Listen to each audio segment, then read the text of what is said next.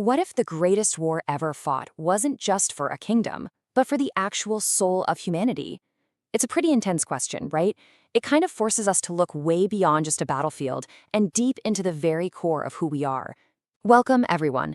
Today's explainer dives into a story that does exactly that, transforming an ancient conflict into a timeless moral journey that is honestly still shaping the world today. So, today we're diving into Valmiki's magnificent Ramayana, an absolute masterpiece of duty and destiny. Written by the revered sage Valmiki, this is the story of Lord Rama, the seventh incarnation of Lord Vishnu. He was born into this world to establish righteousness, defeat evil, and really to show all of humanity the ideal way of life. Thousands of years later, it remains an unparalleled guide to duty, sacrifice, and devotion. We've got 5 main chapters to get through today. We'll start with the rise of Prince Rama, follow his exile to the forest, cover the devastating abduction of Sita, dig into the great epic war, and finally look at his triumph and timeless legacy. All right, part 1, the rise of Prince Rama. We're looking at the golden age of Ayodhya and the emergence of a true hero. So picture this. You have King Dashratha of Ayodhya. He runs this incredibly prosperous kingdom. He has 3 queens, but no children. That all changes after he performs a sacred ritual called the Putra Kamishti Yajna. Boom, a divine blessing. He's gifted 4 virtuous princes, Rama, Bharata, Lakshmana, and Shatrughatna. And right from the jump, Rama stands out. He grows into this young man whose entire vibe is just pure humility, deep compassion, serious discipline, and an absolutely unwavering commitment to the truth. Now, to really get Rama, you have to wrap your head around this concept of dharma. Basically, it translates to righteousness and duty, the supreme moral law. This one single idea is the engine driving literally every choice Rama makes in this epic.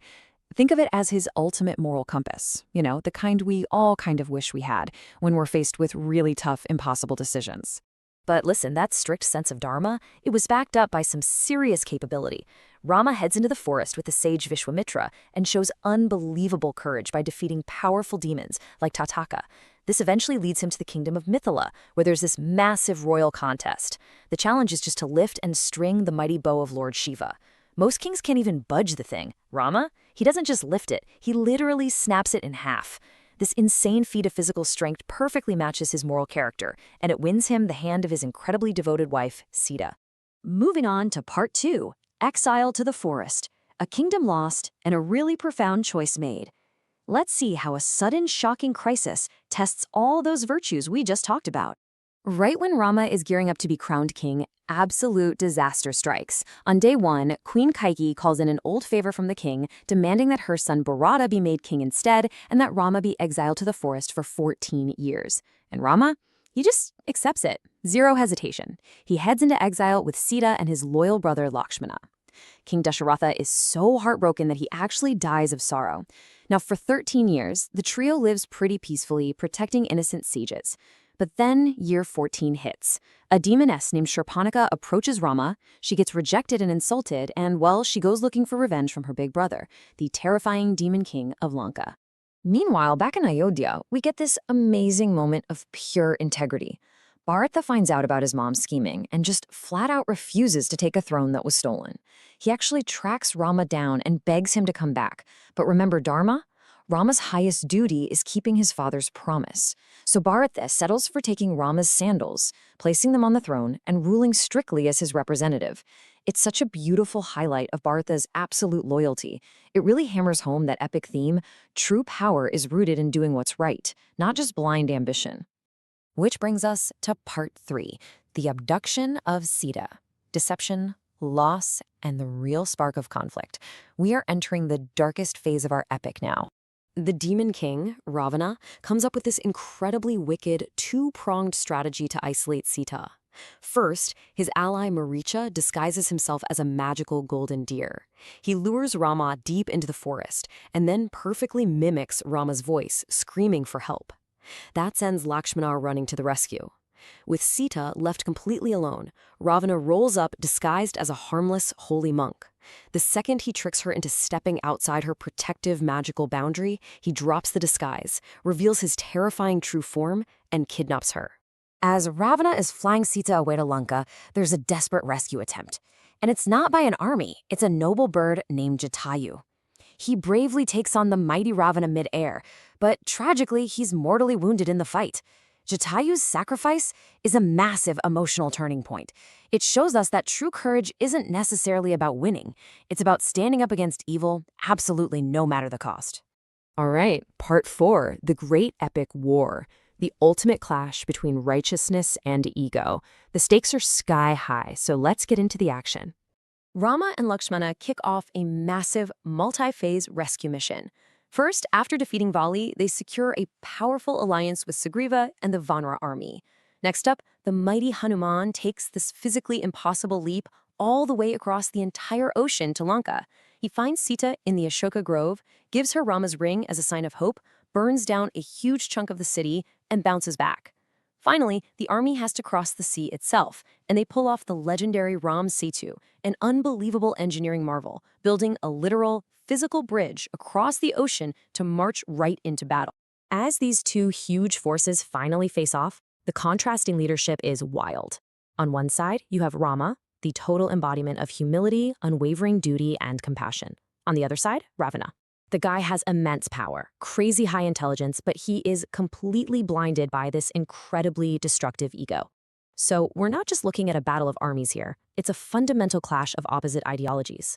It's the ultimate test of whether raw, brute power can actually suppress righteous duty. And guys, the war that erupts is fierce. We're talking huge clashes between powerful warriors on both sides.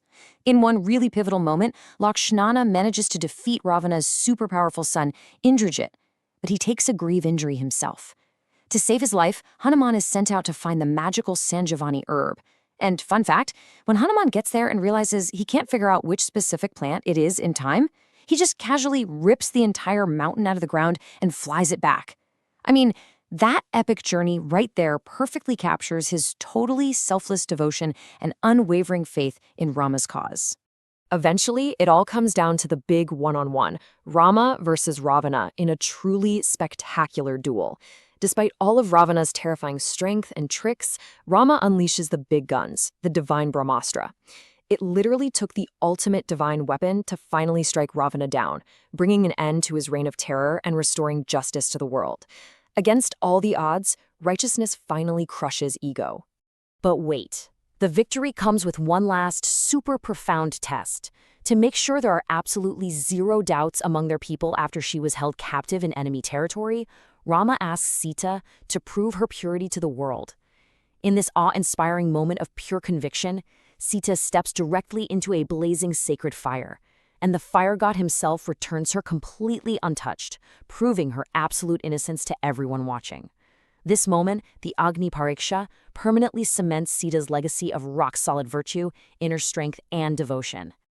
And that leads us to our final chapter, Part 5, Triumph and Timeless Legacy, the Return of the Light and a Message for the Ages. 14, that's the magic number.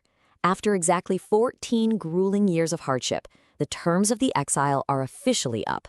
Rama's promise to his father is completely fulfilled. So, with the war won and justice back in place, our heroes hop onto the flying Pushpaka Vimana and head back to their beloved home, Ayodhya. Their return is nothing short of magical. The people of Ayodhya are so incredibly hyped that they light thousands and thousands of lamps to guide their heroes out of the darkness and welcome them back. And guess what? This event is actually the origin of the globally celebrated festival of Diwali. Rama is finally crowned king, and his reign brings about what's known as Rama Raja, a celebrated golden age defined by justice, prosperity, peace, and real equality. But the real power of this epic? It's what it leaves behind for all of us today. The Ramayana isn't just some old story. It's a profound guide for life. Every major character is a specific lesson. Rama teaches us unshakable duty. Sita shows us what real inner strength looks like. Lakshmana is the ultimate model for sacrifice, Hanuman for fearless faith, and Bharata for pure humility. And Ravana? Well, he's your daily reminder that even if you have all the intelligence and power in the world, it means nothing if pride completely takes over your heart. And that brings us right back to the core, simple message of this timeless explainer. Truth ultimately triumphs over falsehood, compassion over hatred, and righteousness over evil. It tells us that no matter how incredibly tough the path gets, those who stick to their honor will find victory. So I'm going to leave you with one final, pretty powerful thought to chew on. When you're facing down an immense challenge in your own life, will you choose the path of the ego or the path of truth?